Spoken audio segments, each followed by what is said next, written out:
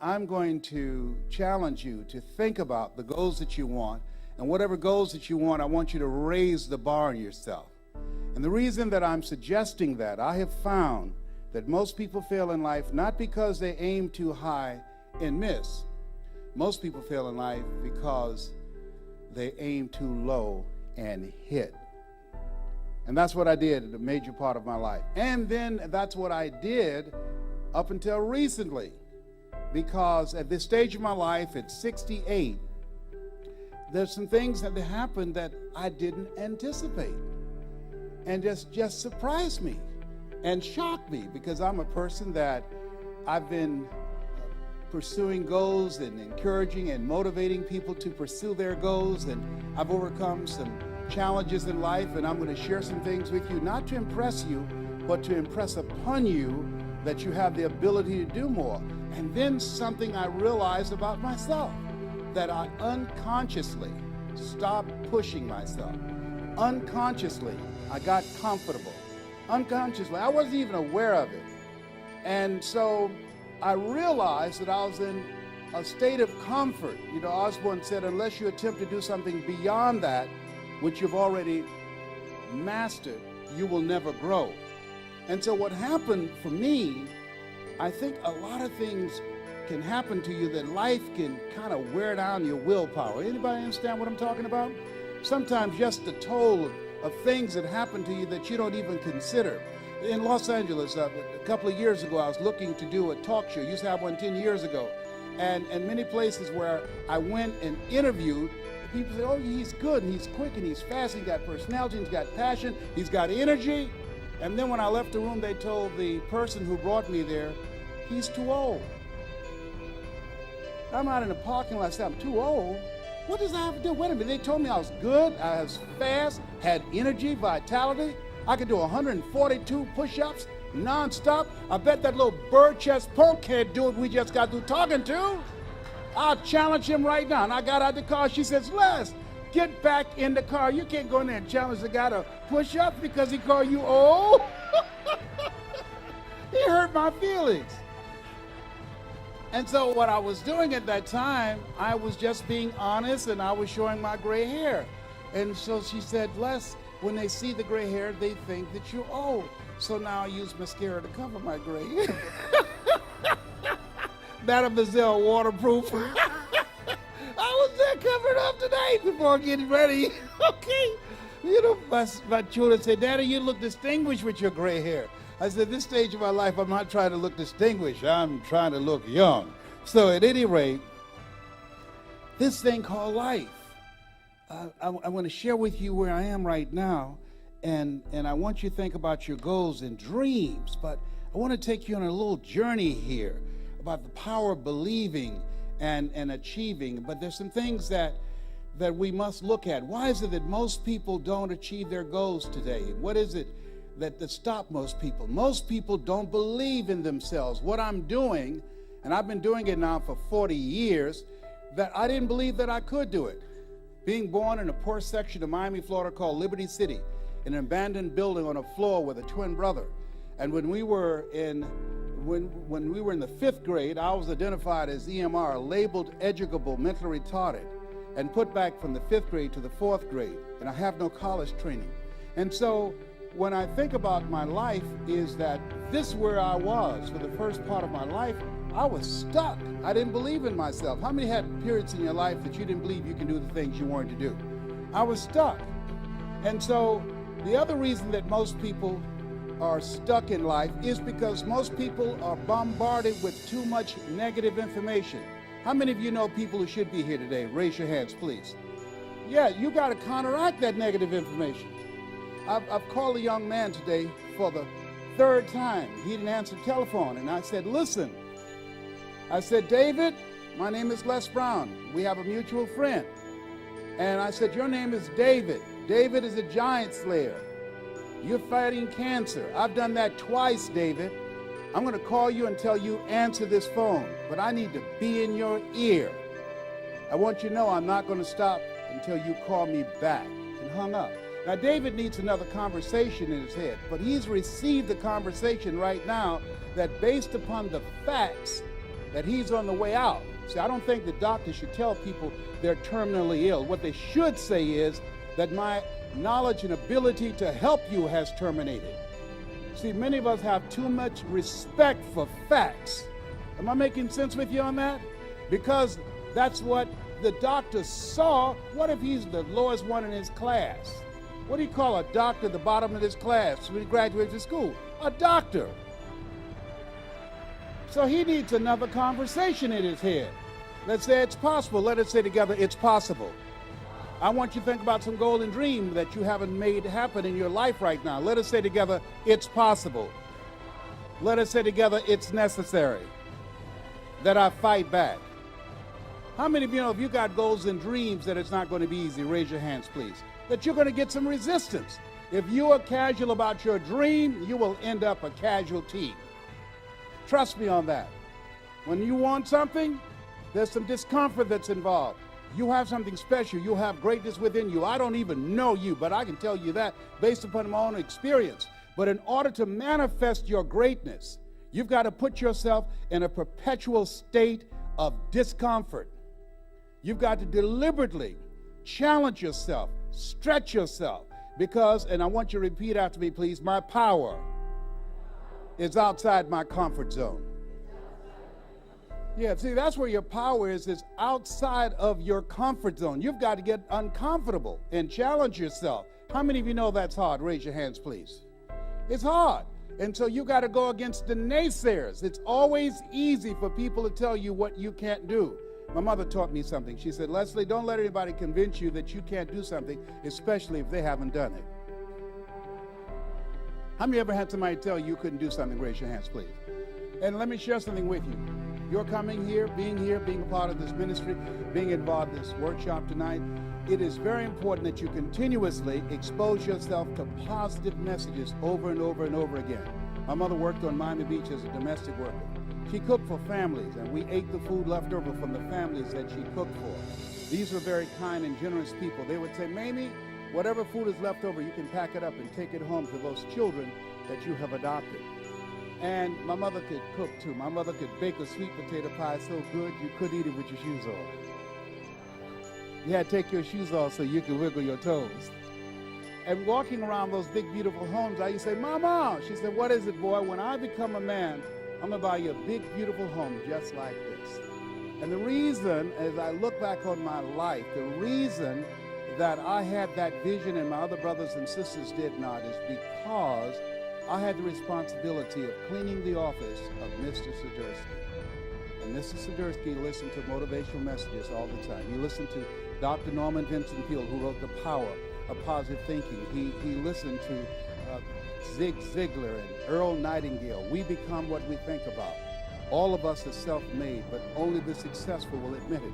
And when we were going across the Venetian Causeway, back over into Liberty City, into Overtown in Miami, my brothers and sisters, they would look out of the window and say, oh, that's my Edsel. No, that's my Studebaker. No, that's my Chevrolet. And I would look at the hotels and the big, beautiful homes, and I'd say, that's my home. What was happening? I was exposed to messages that began to expand my vision of what was possible for me. And it began to change my mindset. And I didn't even know at that time how it was impacting me, while my brothers and sisters, they were listening to the things that were out in the world. My favorite book says, be ye not conformed to this world, be ye transformed by the renewing of your mind. Here's something else. We're in a new world, and in order to navigate territory that you've never been in, you need a guide.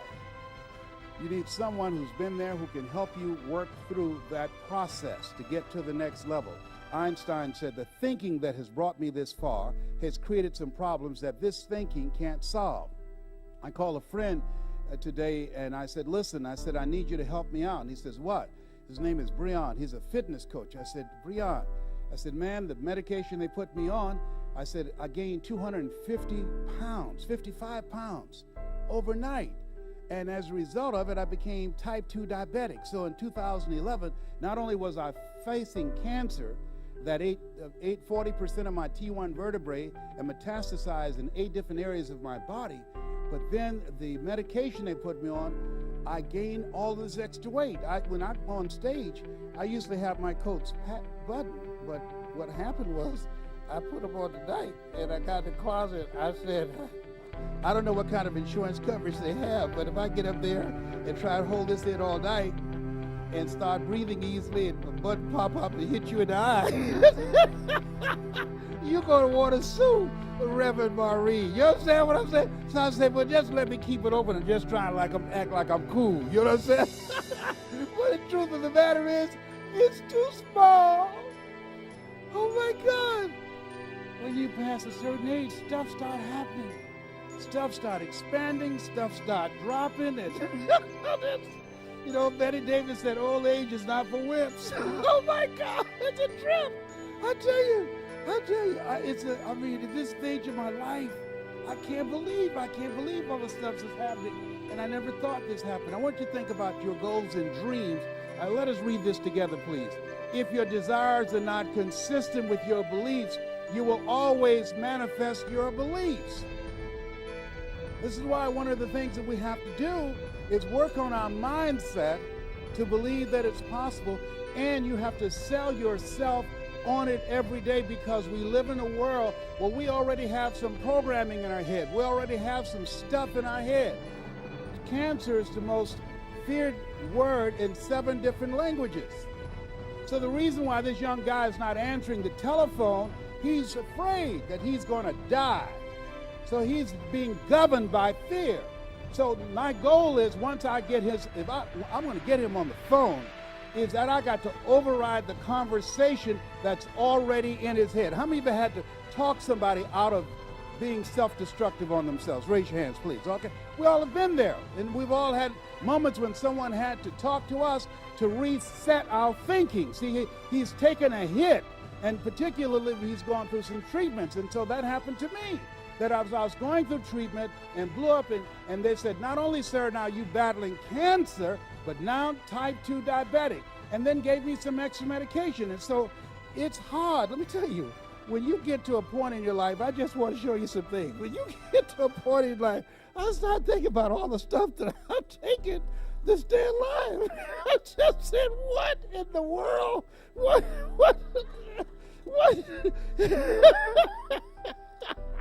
All the stuff that I'm taking. I said, wait a minute.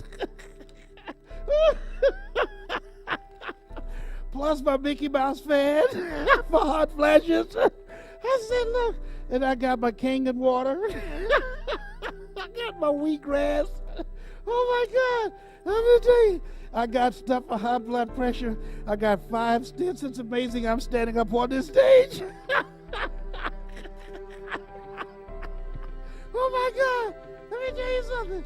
I looked at this stuff tonight. I just said, how many know you got to be strong to do this? And look here. Trust me on this. I said, wait a minute. I can't be all these medications, and I'm affirming and visualizing and talking to myself. And my blood pressure, I got that under control. I was on 5 different medications for type 2 diabetes. I'm now down to 1. Because my goal is to get off all of that. How many of you know it's hard? Raise your hands. I never imagined this. I didn't ever take stuff when I was younger, but at 68, I'm taking all this stuff to stay here. How many of you know you got to talk to yourself? Raise your hands, please. You got to talk to yourself and say, I can make it. This doesn't define me. I'm stronger than this. It's tough, you know, and I think about things that I used to do that I can't do anymore. A friend of mine, she called her brother. He said, hello. She said, what's wrong? He said, I'm mad. She said, why? He said, because I'm 85. She said, well, what's wrong with that? My daughter wanted to take my car keys. She said, why? Because I ran into a telephone booth. That's the only telephone booth I've ever ran over in my life. And she wanted to come live with me. He said, I love her, but I don't like her like that. He said, where did all the time go? And that's what I asked myself. Where did all the time go? I used to think that people in their 40s were old. Now that I'm 68, I feel like I served at the Lord's Supper. So, okay, let's read this together, please. If you feed your mind as often as you feed your stomach, then you'll never have to worry about feeding your stomach or a roof over your head or clothes on your back. I encourage you to go to as many seminars and workshops as you possibly can and do things to feed your mind. I have a ritual every day, thank you so much, that I listen to things to feed my mind, things that I read, seminars and workshops, and just doing this. I'm talking to myself as much as I'm talking to you. I'm not wearing any crown. I'm still growing. I'm still developing. I'm still stretching myself and pushing myself to go to the next level.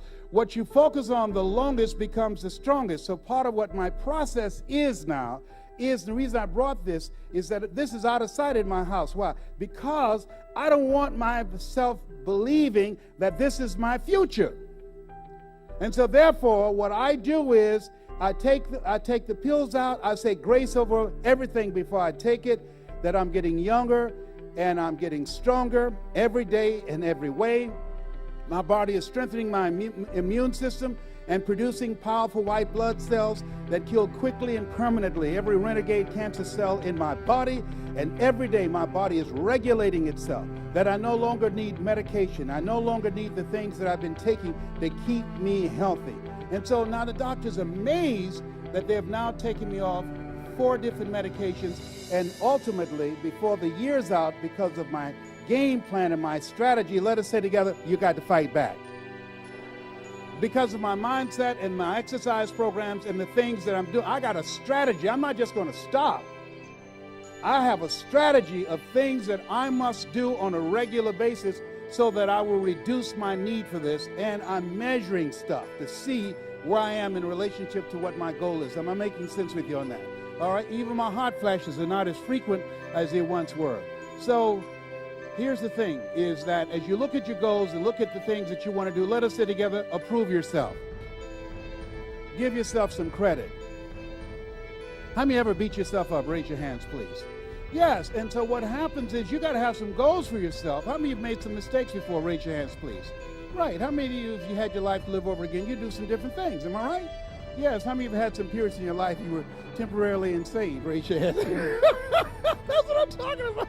And so what you have to do is you have to approve yourself. And that part of that whole process is forgiving yourself. And so I was beating myself up for a long time. I thought about all the dumb mistakes that I made. And so commit yourself. And I'm going to, for those of you that are serious, somebody asked me, said, do you ever do any coaching? And I said, yes, I do group coaching. And so we have something here called Unwrap Your Infinite Greatness. Only around 12 of them, because usually they sell out. And I believe that we all have greatness. I'm going to show you the journey of something that I developed for myself and then for my children that will help you to begin to bring out those other dimensions of who you are. It's a very encouraging process. And what the part of my style of communication is 3-dimensional speaking and training. And what it does, it impacts your mind, your heart, and your spirit. Let us say together, I must honor myself and stay the course. See, there's some things that can happen to you that will cause you to become discouraged.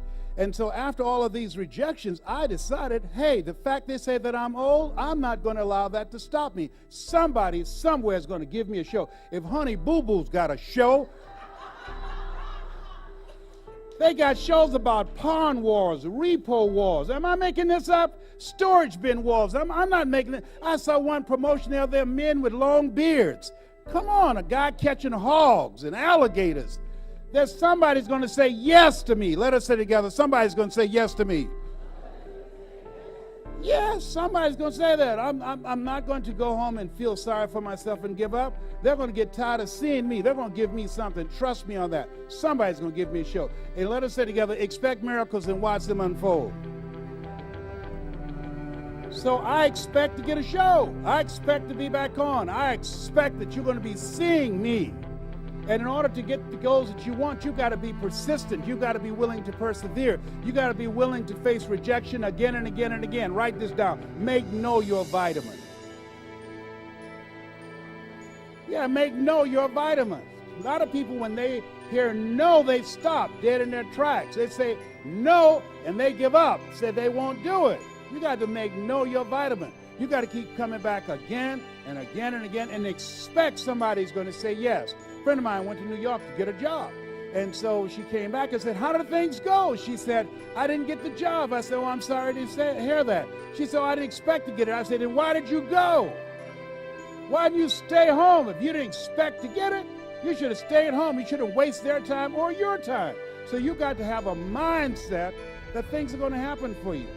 Let us say together, visualize what you want. I was thinking about a friend, haven't talked to him for about 6 months. And he called me today. I said, man, you were just on my mind yesterday. How many of you have had that experience? See, when you get to a certain level of development, you can no longer allow yourself just to think like everybody else. Be ye not conformed to this world. Be ye transformed by the renewing of your mind. Because things they will manifest faster. And so what I do, I deliberately hold the vision tenaciously, seeing myself on television. That's how I had my first show.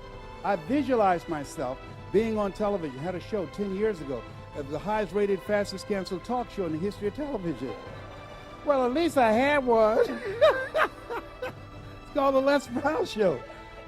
And they said it was too decent for television. They fired me. It's a trip, all right? I wouldn't compromise. My brother, I have a twin brother. And he said, Les, for $5 million, you should have compromised. I said, no. I didn't compromise, so they canceled it. It says too decent for television. An extraordinary life is available to you. And I'm going to tell you this. It is. We're living in a time, ladies and gentlemen, that we know anything's possible. Every time a negative thought comes into my mind about the goals that I have, of training 10,000 voices of hope, of teaching and training people techniques and strategies and how to begin to take to the next level. Every time a negative thought comes in my mind, I say, Barack! Regardless of your political persuasion. That's something that happened in our lifetime that we didn't even think about and never thought it would happen, and it happened twice. Come on. So nothing is out of reach. Am I making sense to you on this? Trust me on this. No, it's time to raise the bar. Let us say together, raise the bar. Now, I'm going to tell, how many of you would like me to tell you something that could change your life right now? Raise your hands, please. Very good. I'll tell you something. You see that picture there? That's my mother. That's Mrs. Mamie Brown. She adopted Wesley and I when she was 46. She never had any children herself. Which one am I? The one on the right? On her right. Yeah, I'm the Cuban. Yes, that's right. Yes. Now, so my goal, and here's something else. How many have somebody that you like to do something special for? Raise your hands, please. Very good. My goal was to buy her a home. That was my goal. That encouraged me. That's what caused me to listen to Earl Nightingale, The Strangest Secret in the World. I listened to that series over and over and over again. And I bought my mother 4 different homes before she passed. I took care of her until she passed at age 89. She was a 22-year breast cancer conqueror. And she was an incredible woman, incredible human being. And I just love her spirit and her energy. And after she adopted us 5 years later, she adopted 5 other children. And she raised us. And she was a person who had drive, and she was unstoppable.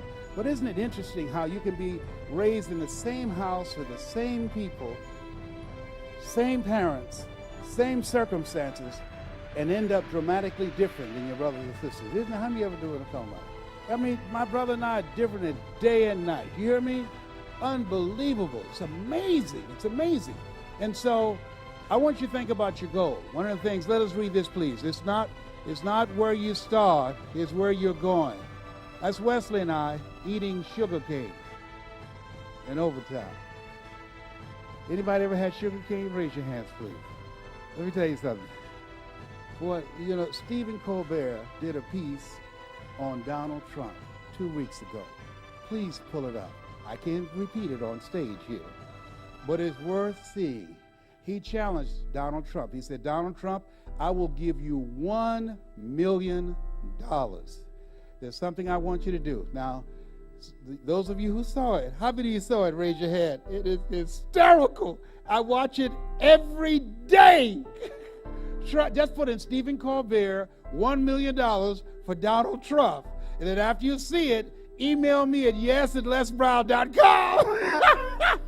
You're going to crack up. I love this.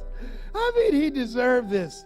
You know, it was Brian Williams said that Donald Trump has gone from being absurd to going off the bridge. He's going over the line.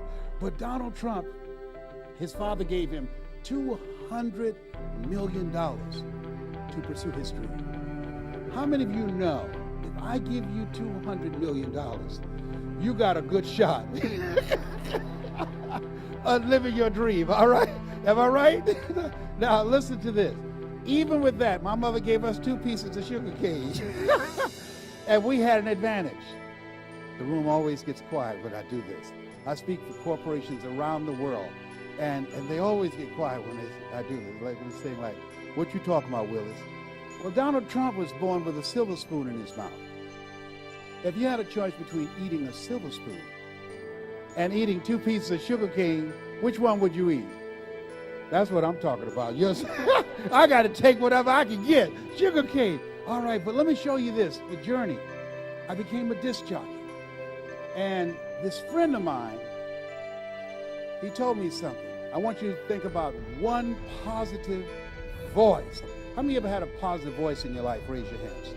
This positive voice. This guy who told me at that time, I was Les Brown, LB Triple P, Les Brown, your platter playing papa. There were none before me, and there will be none after me. Therefore, that makes me the one and only. Young and single and love to mingle, certified, bona fide, doubly qualified to bring you satisfaction, a whole lot of action. Look out, baby, I'm your love man. I was hungry, all right?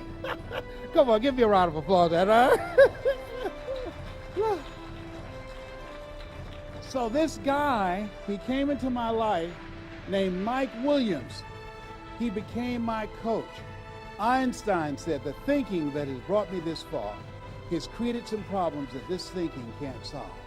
Where you are right now, your best thinking has produced what you have. And you can go further. Let us say together, I need an intervention. He was an intervention in my life, and things happened. Here's what happened. I went from being an entertainer and encouraging people to get up in the morning on the air to promoting concerts. He expanded my vision. He said, you're more than a paycheck. And the first group I brought to town, 1973, that's me in the back, that's Michael Jackson standing in the front at 10. I didn't know who they were. They didn't know who I was. When I had you to shake someone's hand on your right and left and say, you have something special, you have no idea whose hand you just shook. You have no idea. And so none of us standing there at that time knew that that young boy standing in the front was going to become one of the greatest entertainers the world has ever known. The person whose hand you just touched, you have no idea what's going to happen with them. Eye has not seen, ear has not heard, nor has entered the heart of mankind what God has in store for you and for them. So because of him, I became a community activist. He helped me to develop my voice. Ladies and gentlemen, you have a voice. One of the things that I'm doing is my goal at this stage of my life is to train 100,000 voices of hope. I stopped pursuing this dream because I said, I'm too old now. And because of what happened to me physically and beating cancer for the second time and type 2 diabetes. And I thought I was finished. And so I stopped using my voice and started just training other speakers. I want 100,000 voices of hope outside of politics and outside of religion, both of which I believe polarize and divide people. People who give a message of hope, because when there's hope in the future, that gives you power in the present, and encourage people to expand their skill set. There's no shortage of opportunity. There's a shortage of opportunity for people who have not expanded their skill set, and to encourage people to create collaborative, achievement-driven relationships. Because of Mike Williams, I became a community activist. Because of Mike Williams, I ran, now think about it, I was a disc jockey, community activist, a concert promoter. Here's another Les Brown. I became a state legislator. I passed 14 bills my first term. I was elected from the 29th House District in Columbus, Ohio. Sherrod Brown, who just ran for re-election in the Senate in Ohio, he and I went into the legislature together. I was going to go for the Senate, then I was going to go for Congress, and I was going to run for a statewide office. But this guy is a different guy than the guy who promoted concerts and the guy that was the disc jockey. He's a different personality. Then my mother became sick. How many of you ever had something to interrupt your life? Raise your hands, please. And I put my dreams on hold. I'm adopted. I told my mother at 10, Mama, what is it, Leslie, when I become a man? When I turn 18, you'll never have to pay another bill. When I become a man, I'm going to sit you down. You'll never have to work again. I don't believe that women should work. A man's job is to take care of the woman. If a woman wants to work, whatever money she earns, she should use it to pamper herself. But a man takes care of the woman that he loves. And so I took care of my mother. I'm old school. Yeah, when I was a kid, women didn't work. Men did, all right? A woman is not supposed to pay bills. That's what a man does. And so I took care of Mama, and I gave up my political ambition, went back to Miami, and then to keep my spirits up, I would go to seminars and workshops just like this. And I'll never forget, I saw Zig Ziglar, Dr. Norman Vincent Peale, Robert Schuller, Wayne Dyer, and Jim Rohn. I was there among 5,000 people. For 14 years, Mike Williams said, Les Brown, you're more than a disc jockey, even when I ran for the Ohio legislature. And I was seated up in the balcony looking at these guys, and my heart would beat fast. But I didn't realize at that time I was watching my destiny. I had all of their books and all of their audio programs because I like to help people. How many of you like to help people? Raise your hands, please. I'm going to tell you how you can do that. Now, notice something that I'm doing, and write this down. This is going to change your life. And I hope that you have the courage to do it. Don't wait 14 years that I did. Write this down. Say, write down, I'm going to write a book about my story. You got a book in you. I'm just telling you my story. That's all that I'm doing right now. And there's somebody somewhere. How many of you have already gotten value out of what I've said? Raise your hands, please. There's somebody somewhere that's your assignment. Somebody somewhere that's waiting to hear your story. They're waiting to hear how you got out of a life of operating in your comfort zone. Waiting to hear how you conquered an addiction. Waiting to hear how you conquered your fears. Waiting to hear how you are able to decide to live your passion and live your faith rather than your fears. Somebody. See, there are certain people that's my assignment, that when I speak, that they're going to hear me. But there are certain people, when you speak, they're going to hear you. There are certain people, when you speak, they're going to hear you. And I believe that we need more than listening to politicians and religious leaders. I believe that ordinary people who are called to do an extraordinary work have a calling to change the planet. And my goal is to teach them how to do it. And so all I've been doing now is telling you my story. So this is when Mama passed, it changed my life. And so I decided when I was at that event, a guy said something that changed my life. Somebody here this evening, there's something that I'm going to say that is going to go straight from your mind to your heart. He said, I know there's somebody here that has a passion for changing people's lives. I know there's somebody here that has a story in them that the world needs to hear. And he said, the reason I'm standing up here and you are seated out there is because I represent the thoughts you have rejected for yourself. Whoa. When he said that, that hit me between the eyes, Maureen, because I had looked at these guys and I said, I can do that. That's what my heart said. And then when I would start going to the car with their books and audio tapes under my arms, my voice, that inner voice would say, Les Brown, you can't do that. You don't have a college education. Les Brown, you're adopted. You don't even know who your parents are. Les Brown, you were labeled educable mentally retarded. Les Brown, you were put back from the 5th grade to the 4th grade and fell again in the 8th grade. You don't have any degree. Who would listen to you? What would you say in a book? What is it about your life that has any value for anybody? There's a proverb that says, if there's no enemy within, the enemy outside can do us no harm. Shakespeare said, the fault, dear Brutus, is not in our stars, but in ourselves that we are underlings. How many of you ever thought about something that you wanted to do? You felt it in your heart. and you talk yourself out of it, raise your hand.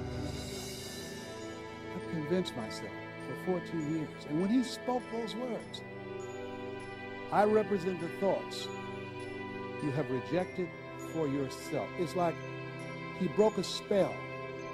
And so I began to pursue that dream. That's Dr. Norman Vincent Peale. I made up my mind that night, I'm going to be on stage with him. He wrote The Power of Positive Thinking.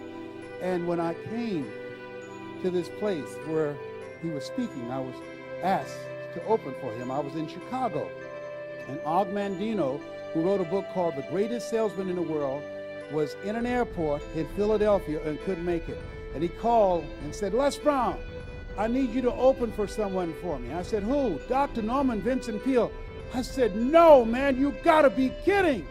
I said, oh, that's my dream. He said, listen, he's in Kankakee, Illinois. I need you to open for him. I'm in the airport in Philadelphia and I can't get out. And I said, no problem. I drove to Kankakee, Illinois, came to the back of the theater, and I said, hi, my name is Les Brown. He said, you're not the band leader. No, I'm not Les Brown.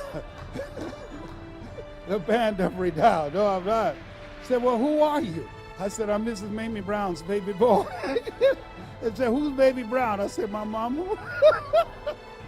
So they called Dr. Peele's wife out, said, there's a young man here. So he's supposed to open for Dr. Peele. His name is Les Brown, but he's not the band leader. So she said, okay. So she said, tell him to come back. I came back, and Dr. Peele was in the dressing room, and his back was to me. And she said, Pops, Les Brown is here, and it's not the band leader.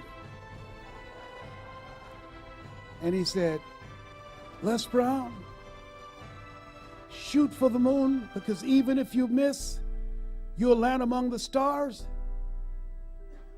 I said, yes, sir. I sent that to you when I was in the 10th grade, sir. That's my quote, sir. He said, young man, every time I close a speech out, I say that, shoot for the moon, because even if you miss, you'll land among the stars. I'm honored to meet you, Mr. Brown. Oh, sir, I'm honored to meet you.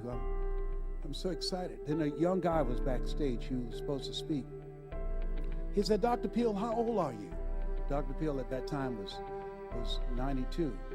He said, 92. He said, I don't know if I want to live to get to 92. He said, that's because you've never been 91. He is a quick guy, you hear me? He walked 2 miles every day, he and his wife together. He was an incredible man. And that's, how many of you have a college education? Raise your hands, please. Very good. How many have ever given a lecture at Harvard University? No hands? Shake someone's hand on your right and left and say, that's in your future. Do that right now. Say, that's in your future. Yeah. Everybody right now, point at me right now. Say, Les Brown. Point at me. Say, Les Brown. If you can do it, I can do it. And when you say I want you to say it with more conviction. All right? Point at me again. Say, Les Brown. If you can do it, I can do it. Absolutely. Yes, you can. Thou shalt decree a thing, and it shall be established unto you. I see you giving lectures around the world. I see you writing books to change people's lives. I see you living your greatness. There's something special in you. There's greatness within you. And I see you taking your life to the next level. And because you were born, the world will never be the same again. Give yourselves a round of applause. Come on, give yourselves a round of applause. So I've given 4 different lectures at Harvard University. This is a special that I did for PBS. Got a Grammy for that. I did 8 different specials for public television. I was at the National Speakers Association. We had a brainstorming session. And I said, you know, we need to be on PBS like Wayne Dyer and John Bradshaw and Leo Pascalia. Told them that they don't put motivational speakers on there. I said, then why don't one of us be the first? I'm going to send them my information. They said, Les, you can't get on public television. If anybody could have done it, Zig Ziglar would have done it, or Dr. Norman Vincent Peale, and you don't even have a college education. I said, well, I'm going to try. And I did. Made several $1 million from those specials. I'm glad I didn't listen to those chumps. Don't listen to chumps, all right? This is, now I don't tell you this to impress you, but to impress upon you, you have something special. You have greatness within you. This is the highest award from the National Speakers Association, given by your peers. They inducted me into the Hall of Fame of the National Speakers Association. Thank you. How many have ever heard of Toastmasters? Raise your hands, please. Toastmasters. This is the Golden Gavel Award. This is the highest award they give for Toastmasters. I received that. Now, mind you, I didn't do this for 14 years. And I'm saying to you, don't listen to those negative thoughts in you. Because I didn't live this life for 14 years. It was available to me. What we do and what we accomplish is a result of our willingness to approve ourselves and to believe that it's possible. Now, this is funny. They polled over 51,000 people around the world to find the top 5 speakers in the world. General Norman Schwarzkopf on the left. Anybody ever heard of him? Raise your hands. Lee Iacocca, you ever heard of him? Raise your hand. Robert Schuller, raise your hand. Down the bottom, Paul Harvey, raise your hand. The world greatest. And there in the center, Mrs. Mamie Brown's baby boy. Y'all need to go out and y'all need to go out and get some sugar cane. I mean, who'd have thought? Who'd have thought that going from there, coming from here to go there? Who'd have thought? So now, here's why I think it's important that you write a book. Write this down. Number one, it increases your value in the marketplace. When you have a book, my fee went from $500 to over $5,000 an hour. And then when I wrote Live Your Dreams, then it's not over till you win. Then my fee went to $10,000. So what happens is, write this down, you become an expert in your area. And what made me decide to pursue this, I was in this seminar and this guy said, the average American reads 1 book a year. He said, if you read 1 book a month in your area of interest, in 5 years, when the average American would have read 5 books, you'd have read 60 books. That will make you an expert. Write this down. Knowledge is the new currency. Knowledge is the new currency. How many of you have been on a job for over 5 years? Raise your hands, please. How many of you can teach people some things that can shorten their learning curve because of your experience and your knowledge? Raise your hands, please, okay? So what I want you to listen and follow me on this. This is an incredible time that we're living. This is a time that you want to not just terms of looking for a job. You want to create your own job, control your own destiny, create your own stimulus package and recovery plan. Does that make sense? Okay, now, so this is Ming Wong. Ming Wong and her husband, they have a restaurant here in California, and she has a story. She came up in a culture where women were not valued and respected, and she has a passion for working with young people. And so we've trained and worked with her to help to develop her voice. She's a powerful speaker. And now she is a person that when she takes the platform, her presence and her grace is phenomenal. This is, oh boy, Alan McDougall. Alan McDougall was an alcoholic for many years and homeless. He slept across from 5-star hotels. He would not stay across from the Red Roof Inn or something like that. 5-star hotels. That was one of his idiosyncratic ways. And so, but he laughs. I'm an introvert. I'm a quiet guy. Can you develop my power voice? And I said, yes. He's now the spokesperson for MAD, with Women Against Drunk Drivers, and he travels around the world speaking now. He's a phenomenal speaker now. This is Trish Luna de Alva. One of the goals I have training people how to develop their voice. She does a presentation called Take Your Power Back, and the experiences she had as a young person and being molested. This is a young man that I told him the value of writing a book, and I wrote the foreword for this. His name is Johnny Wimbrey. He's out of Dallas, Texas. He was in a gang, and his best friend was killed. And so he was in church with a gun, and he was going to avenge his friend's death. Came out in front of the church, and his best friend's mother said, "I forgive the young man who killed my son." And he said he stood there and he looked at her and he said, "Whoa."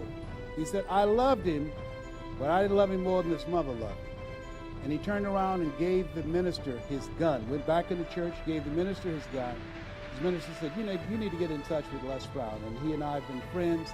He's one of the most gifted speakers I've ever had the honor of training, and now I'm learning from him. He's just phenomenal, electrifying young man. His book is called From the Hood to Doing Good. He's an ex-felon, in and out of jail in his younger years, but now he's traveling around the world, just got back from Israel, and it's just turning people's lives completely around. Gloria Ramirez, she's an incredible voice out of South Florida.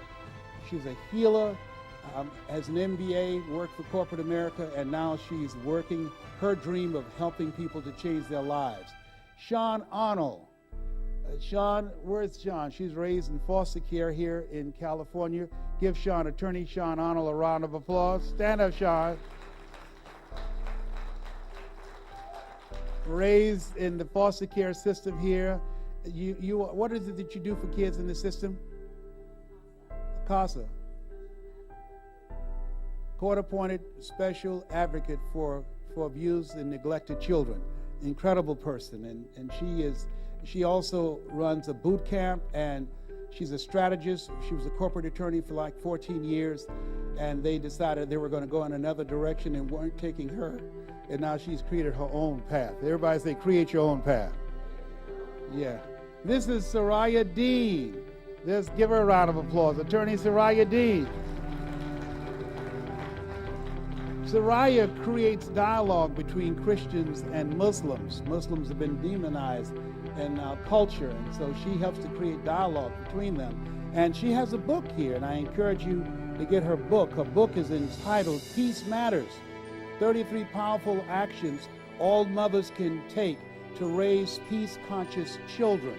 And that's available over there. In addition, Sean, how many remember the classic movie they always play at Christmas time? What's the name of it? No, not A Wonderful Life. I love that one. Huh? The Wizard of Oz. Have you ever seen The Wizard of Oz? Yeah. This is The Art of Negotiation by Sean Arnold. And she used an analogy with The Wizard of Oz. You have got to give this. It's very fascinating. And so there are just so many things that we can do today that can make a difference. And this is Clifton. He has an MBA from Walton. Am I pronouncing it? Wharton? Yes. You see why they have this special education. You know the school. And he was the CFO of a billion-dollar company. And they decided to go in another direction. And so now he has created his own direction. This is Annie Crawley. I talked to her yesterday. Annie was a teacher. I spoke. She's among 2,000 people. Write this down. You have an energy signature. You have an energy signature. When I spoke, even though she enjoyed teaching, but her passion, what she loved, is underwater videography. That's her there on the left. And she's now been inducted into the Videographers Hall of Fame of underwater videography. She was in one foreign country, and she sent me an email. Les, come join me. We're videotaping hammerhead sharks. And I videotaped her back. I said, have you ever heard of a black person being eaten by a hammerhead shark? I said, we don't play that. No way, Jose. No way, buddy. I have to wear the pins if I went under there and saw a hammerhead shark. No. Oh, no. Boy, this thing called life is humbling. It's humbling, you know. Used to come into places to see where the ladies were. Now look to see where's the nearest restroom, you know. It's just... I'm turning red as I talk about this, but y'all can't see it. I tickle myself. Okay. This is Dr. Julie Van Putten. What an incredible voice. She's a speaker. She's a trainer. She's an MD and PhD, raised in the Detroit school system. And when she was 10 years old, teacher said, what do you like to be? She said, I like to become a doctor. And she said, you don't have the grades to do that. Fast forward 20 years, and she had already had 2 master's degrees in the health area. And so her mentor said, what do you want to be? He said, you ought to become a doctor. She said, I'd like to, but I was told I couldn't do that because of my grades. He said, you can be anything you want to be. And she said, when he spoke with that conviction, like he broke a spell, and she got a scholarship, MD, PhD program at The Ohio State University. And my business partner, life partner, where is she? Stand up. Where's Dr. Julie Van Putten? Give her a round of applause right there. Yeah. She believed a lie for 20 years. How many have been told that you couldn't do something? Raise your hands, please. Yes. Let us say, I release that lie right now. Yes. So I say to you, and these things I shared with you, not to impress you, but to impress upon you, that when you share your story, it's going to touch people's lives. Not only will it increase your credibility, increase your brand, will it increase your reach. And what we're doing now is working with people. How many believe that you have a book in you, have a story in you? Raise your hands, please. Very good. Make sure that you communicate with us. I'd like for you to email me and just say, I have a book in me. Just yes@lesbrown.com. yes@lesbrown.com. And what we do is, many of you don't have the time to sit down and write it. We assign ghostwriters to you, interview you, transcribe it, and then write it in your voice. I have a book I put out called Fight for Your Dreams, and it made the Amazon bestseller list, and I'm now working on Fight for Your Dream Part 2, and I'm looking for co-authors. And what we do is help you to accelerate your brand. Let us say together, borrowed credibility. Say it again, borrowed credibility. So not only do we help you to get your story out in our book, but teach you how to deliver your story, how to tell it and impact audiences, how to do seminars and workshops, how to earn money with your story. All I did is start at the top of my story and how to pivot from your story and create value for an audience, create an experience with the audience, because if information could change people, everybody would be skinny, rich, and happy. Am I right? There's no shortage of information. People can go online, go to the library, and get information. Am I correct on that? Good. Now, other thing is, how many have children? Raise your hands, please. How many of you realize you can't live your children's life? Raise your hands, please. Repeat after me, please. Let go or be dragged.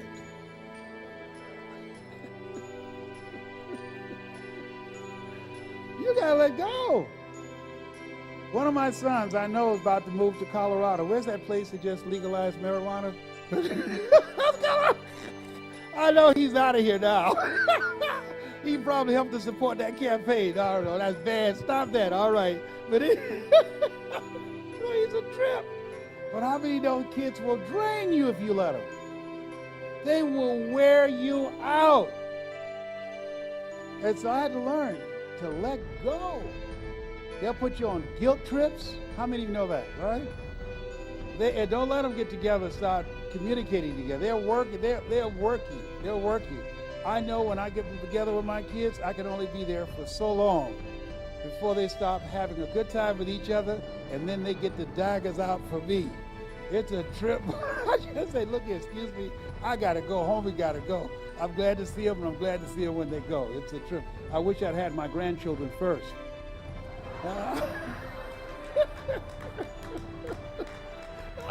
Oh, behave. Whatever. Yes, any questions that you like? How many believe that there's more in you? Raise your hands, please. How many of you believe that you have more to express? Raise your hands, please. Very good. Any questions, please, you like to ask? Don't everybody raise your hands at the same time. Yes.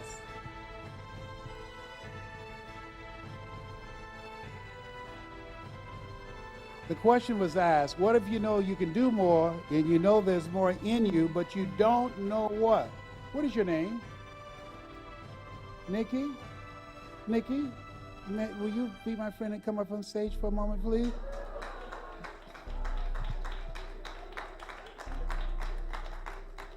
Nikki says she knows she can do more. She knows that there's more in her. Nikki, this is your time. Everybody say, Nikki, this is your time. The other Nikki, say that, say the other Nikki, she wants to get out. Come on up, Nikki, come on up. Yeah, she's going to be free. Nikki, now, you want to do more. You know there's more in you, but you don't know what that is. Okay, now, you don't know. Let's accept that you don't know what it is. But using your imagination, if you did know, what would that look like? Okay, it's so hard, but you can do it. Bring the microphone up to you. What would that look like? What is that something else? Well, it would be working with people. Okay, and what would you be doing? Helping people Helping people, working with people. What else? See, I'm retired, so I'm like beyond my career. No, you're not retired. You're refired. Yes, go ahead. Go ahead. So that's why I don't really know what direction. No, but it's okay. But it's not necessary that you know. You know, you got to walk by faith and not by sight. But we've already started. You said you like working with people. You like helping people, right? In what areas would you like to help people? When you start doing that, what area? What does that look like? What would you help them to do?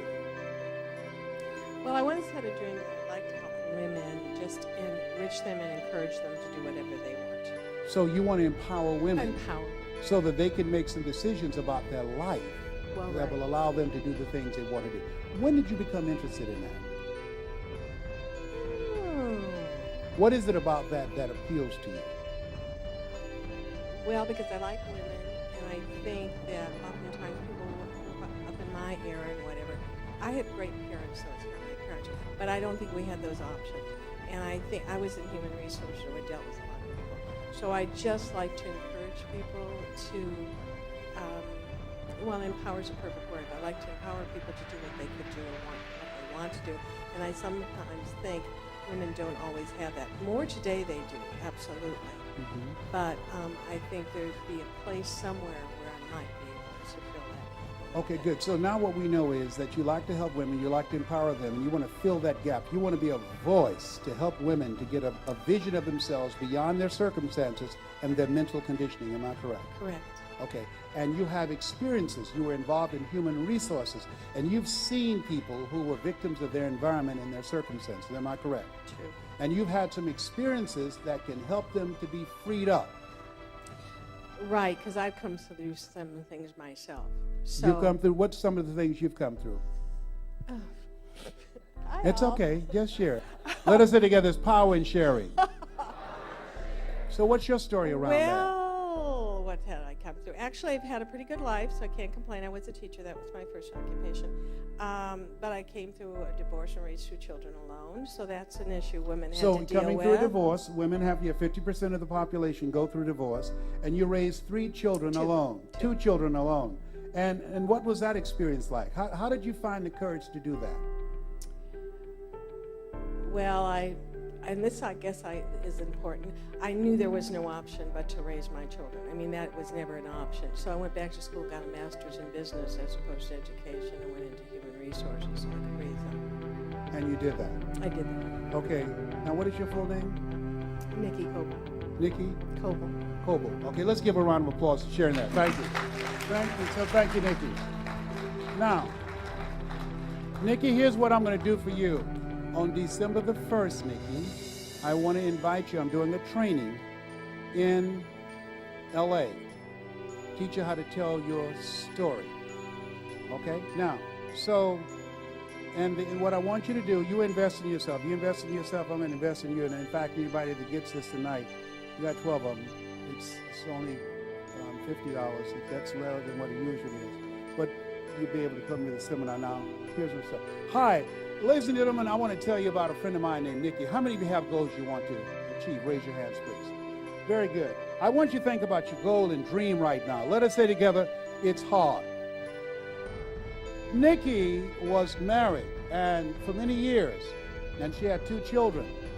And then one day something happened. You know, my favorite book says, think it not strange that you face the fiery furnaces of this world. Somebody said in life you either in a problem or just left one or headed toward one. And Nikki one day was faced with a situation. She went through a divorce. When she said, I do, she expected to do that forever. But then something happened. How many of you know that things happen in life? Raise your hands, please. And Nikki went through a divorce, and she found herself a single mom to raise 2 children. It was frightening. It was challenging. It was painful. How many of you have had some painful experiences in life? Raise your hands, please. Very good. I want you to write this down. Are you ready? Yes.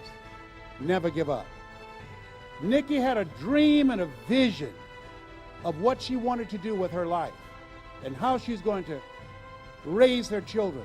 And she knew that giving up was not an option. Write this down. Invest in yourself.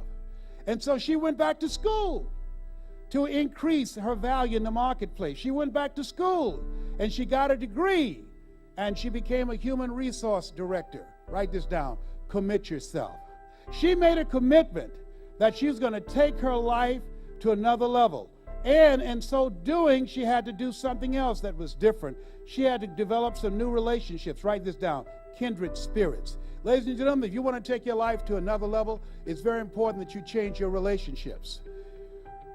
Thinking about a good friend of mine, Dennis Kimbrough, said, if you're the smartest one in your group, you've got to get a new group. How many of you had to get a new group? Raise your hands, please. And so Nikki had to get a new group. Write this down. Imagination. So she had to have a vision of herself, doing more, doing better as a single mother, taking care of her children. Write this down. Expand your vision. She decided that she was not going to allow the divorce to define her. She decided that she was going to carve out new territory for herself.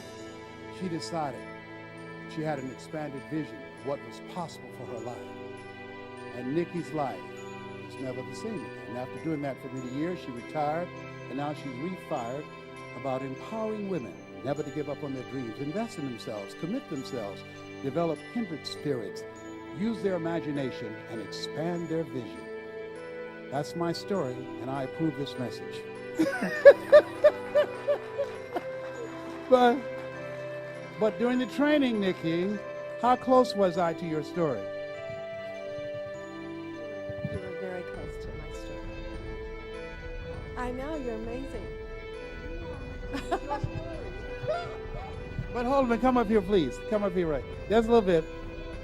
Can you see the difference in her face now? Is there different energy there? Yes, it's an energy signature. Give her a round of applause. Yes, you can do that, Nikki. Yes. You're quite welcome. How many of you, who else has a story in here? Come on up here, all right? The rest of y'all punked out. What is your name? My name is Stacy. Hello. Hi, everybody. Well, my story, what I would love to do is travel around the world. I picture myself doing a documentary and a book called 24 Around the World. My story, I came out here from Minnesota all by myself. I didn't have any family here. And when I graduated college, I was used to being an overachiever. And I just kind of thought, oh, I'll get a great full-time job and everything will work out and I'll be happy. And that wasn't the case. And I've spent the last 2 years really kind of beating myself up and saying, how come all my friends, they have full-time jobs and, you know, I'm doing this, but I knew that there was something inside of me. So what I'd love to do is just travel around the world and talk to people about my age in their 20s and just kind of find out where they are in life, because I think right now I'm a Zumba instructor. I work at a coffee shop. I work part-time with a green events company, and I also have a natural nutrition business.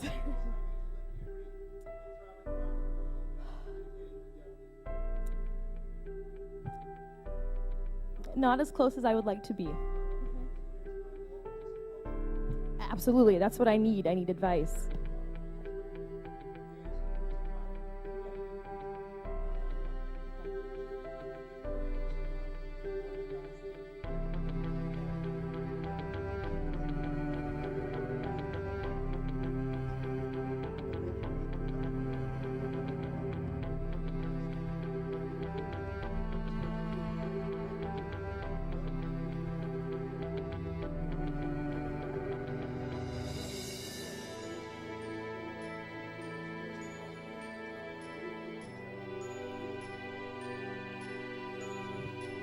Yes, that sounds amazing.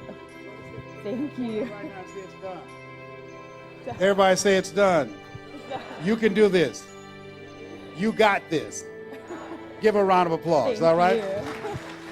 Now, so here's what we do. She's going to meet Audrey Garcia.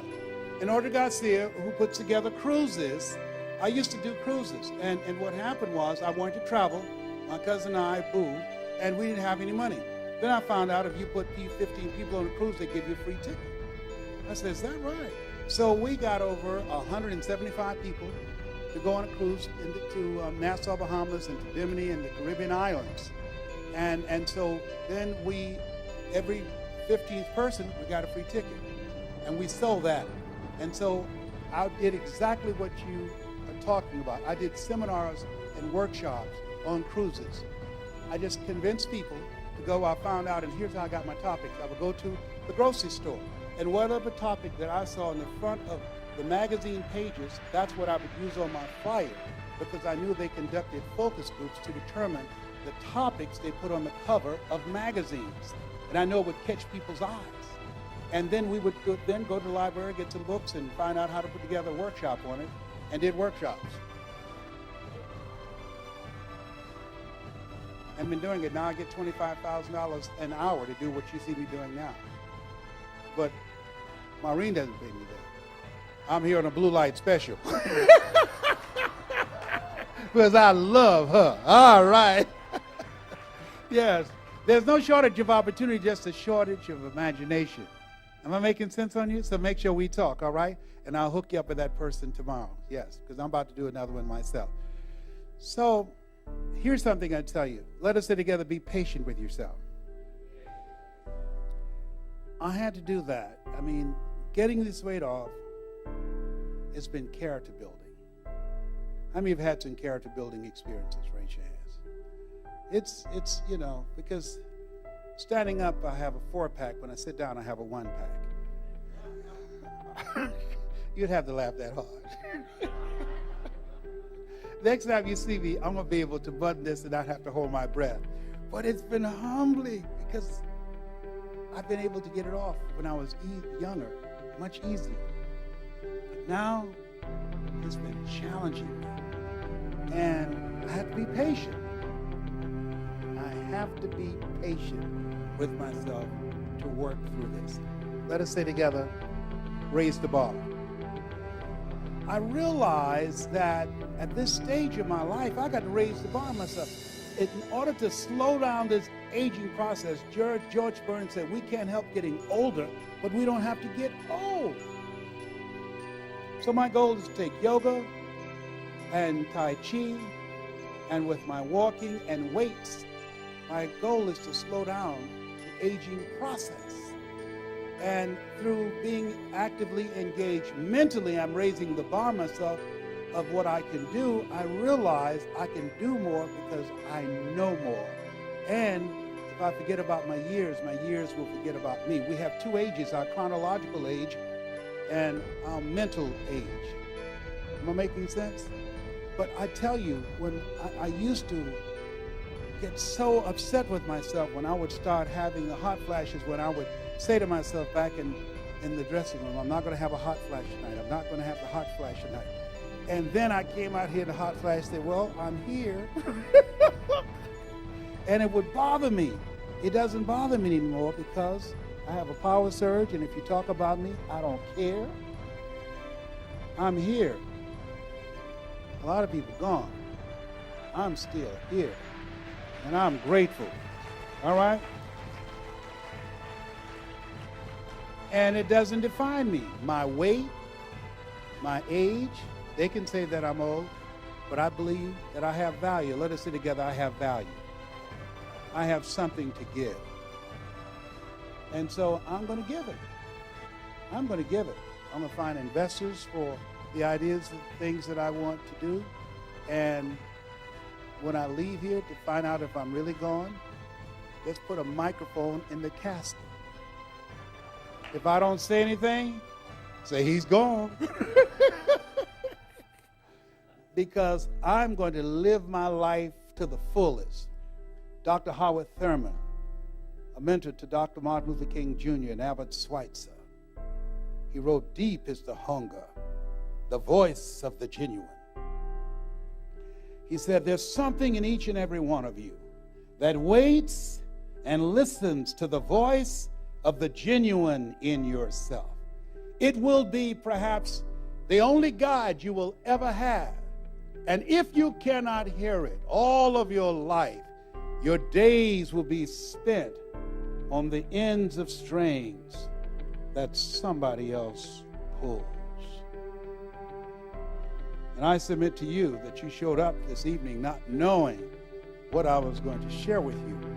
But there's something in you that says, no one will ever pull my strings again. There's something in you that says, I'm going to pull my own strings. There's something in you that says, I have more in me to express. There's something in you that says, I haven't brought out my best stuff yet. There's something in you that says, this is my time. This is my hour. I'm living in a time where I know anything's possible. And that something in you calls you to show up today. Give yourselves a round of applause. Come on, you can do better than that.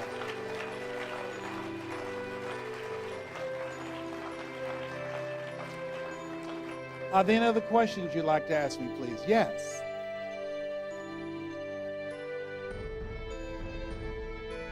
You have not been laid off. You've been released. I've been released. I spent the last month being so annoyed over being laid off. And yesterday, I was reading the paper and I saw that you were going to be here. And I had heard you on PBS, loved what I heard. And I wrote a book 2 years ago called The Beatitudes of Life, and tried with 50 different publishers to get them to publish it. And they didn't. So I gave up. And what I want to ask you is, how do you keep going when you have all that rejection? Well, the way you keep going is by keep going. See, you showed up. There are a lot of people who saw the ad and they didn't show up. Let me tell you why you showed up here this evening. There's something in us at the base of our brain that's called the reticular activating system. It's a group like cells, a group of cells at the base of the brain. And what it does is it piques our awareness. Only three things can get through: things we value, things that threaten us, and things that surprise us. There's something in you, of all the people that saw the ad, those of you that are here, there's something in you that says, I need to be there. That's that higher consciousness. That's that higher self. There's no accident that you are here. You are one of those people. That's my assignment. And there's somebody waiting to hear your version, to hear your voice on those Beatitudes. And that person in you, that higher part of you, says, show up here. And what I'm going to do, one, I'm going to write the foreword for it. That's what I'm supposed to do. And two, I'm going to help you promote it through my Facebook, which I have over 50,000 people on my Facebook. And those who are supposed to read your words, those that will be inspired by your words, will pass the word that she's here. She's been released to bring her work to the planet. Give a round of applause. Thank you. Yeah.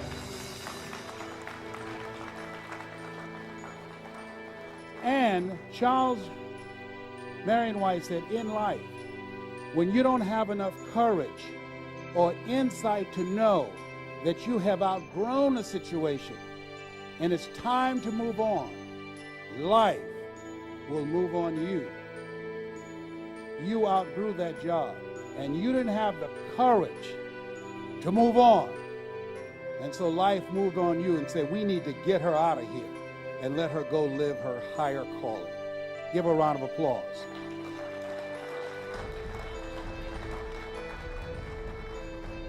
Yes, has this been of value to you this evening? Huh? Has this been worth your investment? Okay, very good. I want to give you this.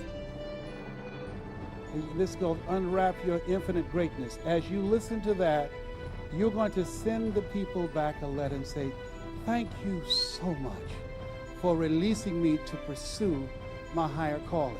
Let me share something with you, and I'm going to end on this. I came to work one day at the radio station. I love radio. I was good at it. I did a show for a year on CBS, 980 AM. Came there at 6 o'clock in the morning. Tried to put my key in, and they had changed the lock. I tried for the longest. I said, I can't believe this. So I went and got in the car, turned on the radio, and a guy that I had trained named Mike Reeves, he's a minister now, I sent him to the Lord, named Mike Reeves. He was on the air doing my show. Now mind you, at this time, I was crazy. Remember I asked, I know I got some company in here. I was crazy. So I'm here listening, so they didn't have the guts to fire me. I used to editorialize about various inequities in the community. And so I was known for speaking out. So I was sitting there in the car and said, what am I going to do? Because the general manager didn't have the guts to fire me to my face. And then I looked up and there was a light on in the engineer's room. It was very high. I couldn't just jump up to it. So I drove my car up next to the building, got on the hood, stepped on the roof of the car, and said, Nick Bodie. He said, yes. I said, look at me. He said, yes. I said, do you know that I'm crazy? He said, yes. I said, then open the door. And he said, okay. And he went and opened the door and said, I don't have anything to do with this, and ran back to the engineering room. And I started walking down the hall. I looked and Mike Williams saw me through the control room window, and he left the studio. I came in, I opened up the microphone, I said, ladies and gentlemen, this is Les Brown. This is my last day on the air. They have fired me, but they didn't have the guts to do it to my face. Bert Charles, if you want me out of here, come get me out yourself. And so there will be no music today. Then I started moving furniture and putting it up to the control room door. I said, there will be no music today. I'm going to talk today about whatever comes to my mind. They called the Upper Arlington police, and they came to the window. They said, Mr. Brown, come out of the studio or you're under arrest. I said, I want to come out, but I can't. Look at all that furniture there. He said, then move the furniture and come out. I said, I've been fired. That's work. I've been fired. If I do that, I'll be doing work that I won't get compensated for. So then, because I had locked it on the inside. Now, mind you, I told you I used to be crazy. You know, Helen Keller says, when one door closes, another door opens. But most of us spend so much time looking at and talking about and being angry about the closed door, we don't see the open door. And so they had to break the door off the hinges. You ask anybody in Columbus, Ohio, where Sherrod Brown just got reelected to the Senate, he'll tell you I was crazy. September the 22nd, 1978. And so I said, they're breaking in. You can hear them. They're breaking in. And they came in and they arrested me. They had me there in handcuffs. And Lieutenant Jackson, who later became the top security officer there in the city, he came up from Columbus in Upper Arlington, and he said, take the handcuffs off him. They said, why? He said, you can't take this guy out of here. And they said, why? He said, have you looked outside? They said, no. They looked outside. Over 3,000 people had packed the parking lot. They said, we'll call for backup. He said, pick up the phone. They picked up the phone. The lines were cut. And he said, Les, you promise to leave and not come back? I said, yes, my work is through here. I said, man, take these handcuffs off, and my face is itchy. He said, I believe he won't come back. As they were taking the handcuffs off me, and you reminded me, there I was barricading myself in the studio in a place that I had outgrown.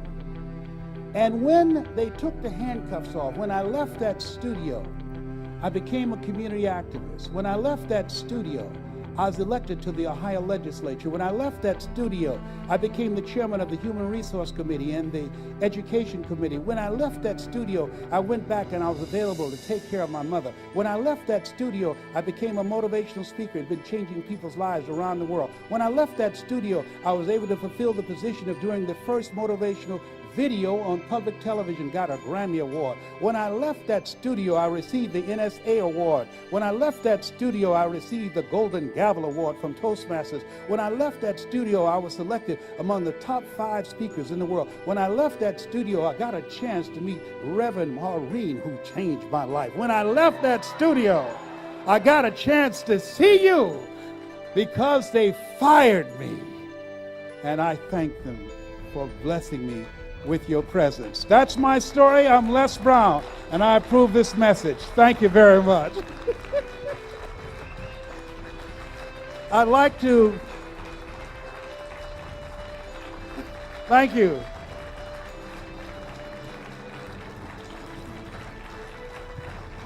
Would like to thank all of the people that's watching us on the internet, the Center for Spiritual Living, Westlake Village.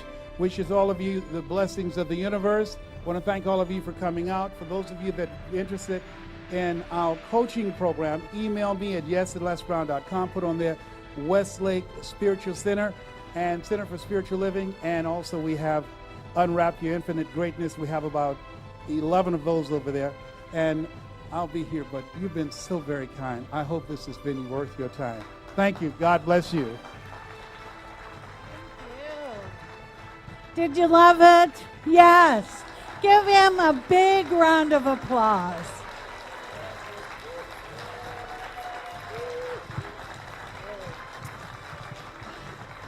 Now you should know that in January we'll be live streaming. Les Brown is going to focus his attention on healing, and he will be here for 7 consecutive weeks.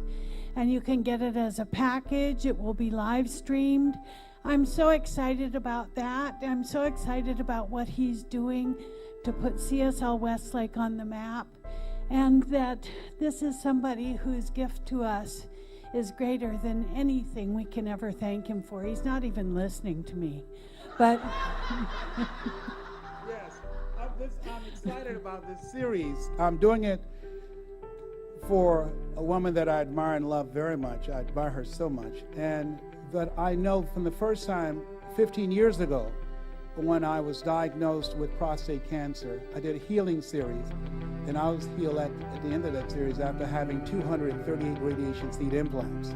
Last year, my PSA with SAMS with prostate-specific antigen went up to 1,500. And Dr. Julie Van Putten, she saved my life. And so I had these excruciating pains in my back, and I was getting acupuncture and chiropractic treatment, and I did not know the cancer had eaten 40% of my T1 vertebrae. And so she insisted that I would go to Florida Hospital, where she's the chief wellness officer. And because of her healing, her love, her commitment, and helping me to be disciplined and sticking to the program, I'm standing here. And so I believe in this ministry. And I told Dr. Maureen that this place is going to be filled to capacity because she's doing a good work. And I'm going to do this 7-week series. Anybody that you know that's going through a health challenge, I want you to come. And even if you're not, come. There's a series of things that I'm working on myself and that I will share with you. And there's something about when you teach it, you own it. Do you understand? I see this as a project for me to work through this experience. And at first, the first time I was frightened. This time, I handled it. I have not had any fear. And I'm excited about the opportunity and the challenge to let people know that you're more powerful than cancer. You're more powerful than a diagnosis or a prognosis. And that we are more powerful than we give ourselves credit for being, and that we think we are. And through this experience, I can tell you, tonight I was very conservative and subdued. I don't want to scare y'all. I want y'all to come back and see me next time. You know, don't tell people I'm crazy because they won't come, you know. I used to be crazy. I'm a little better now.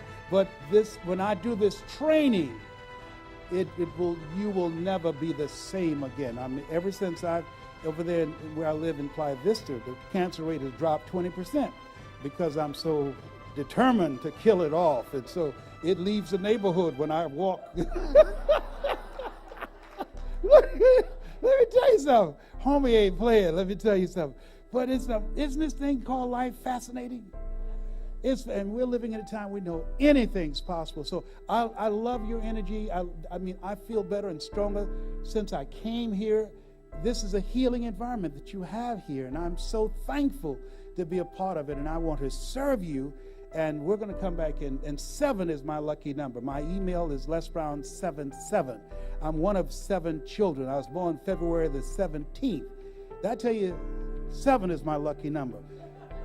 Joshua marched around the walls of Jericho 7 times. The world was made in 7 days. Naaman dipped himself in the river Jordan 7 times. Did I tell you 7 was my lucky number? My social security number is 267. My phone number is 702. Did I tell you 7 is my lucky number? So it's going to be called 7 Days to Healing. Oh, I'm going to come up in here and I'm going to have a 6-pack by then. Oh, look out, LL Cool J. Look out, look out, look out. I'm going to flash you the 7th night. I'm going to let you see it all. Oh, I'm going to flash you. I'm not going to moon you, but I'm going to flash you. All right, so I'm sorry. I told Marie that my medication went off. But anyhow, she'll lay hands over me. She prayed for me before I come up. She'll pray for me in a minute. But I want you to come and spread the word. 7 weeks of healing. Yes, and you all are invited to come and share that. If you're here for the first time tonight, we have CDs out on the table in the lobby. Wait. They paid to be here. Oh.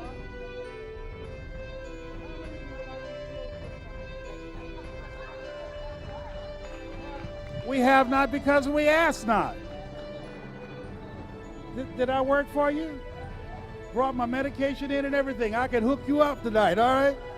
Yeah, but just give whatever you feel, all right? Yeah, just pass, yeah. Huh? Yes, they can use some money. She has so much pride. I'll beg for you, Maureen. I'll beg for you, baby. I'll beg for you. You know what I mean? Please, please, please. I'll sing for you. Love me tender, love me sweet. Oh, that's a whole other ticket, baby. You can't handle the voice. All right? Yes. Yeah, she has $5. Help, put $5 in there. Hold a minute, huh? Oh, on the way out? No, we're not going to be that casual. Give her the $5. Say, we can use that, baby. I can get the grass cut. All right, put something up in there. Let y'all be stingy. There's somebody, if you just give according to what you have received, all right? Just hold your hand up. Yes, thank you so much. And I flew back here from Orlando to be here. Yes, so I believe in her, and I believe that you give, you will be blessed. And she's a giver. She's committed. She serves. And so I admire her for the work that she's doing. And I'm having another hot flash. And thank you very much. Are you signing books? Yes, I'm signing the CDs over there. And don't forget to get Soraya's book. And don't forget to get the CD by The Art of Negotiations. How many know negotiations is important? Raise your hands, please. Sean, over there, Sean Arnold, all right? Thank you very much. Go ahead and pray for them and we'll be released. Can I pray us out? How is that? Okay? All right, if you'll join me in consciousness, please, and know with me right now that there is one life. That life is God's life, that life is my life, and that life is perfect right here and right now. And so I know tonight that we have been blessed, absolutely blessed by the presence of God speaking to God and God listening to God by means of our wonderful Les Brown, that as we have joined in consciousness, that the collective consciousness of everyone here tonight has provided a healing. Something has been revealed through the words that have been spoken. And so as a result of that, healing is occurring right here and right now. And so it is that I joyfully, absolutely joyfully receive and give thanks for each and every person here, each and every energy, each and every God presence, knowing that we travel in safety and in good order to our appointed destination, that we live life to the fullest, knowing that something great and wonderful is happening for each and every one of us, that we are great, that we are wonderful, that we are something to be reckoned with. I give thanks, I let go, I let God, I release my word, knowing it is done and complete in the mind of God, as we say together. And so it is. Thank you all so much for being here.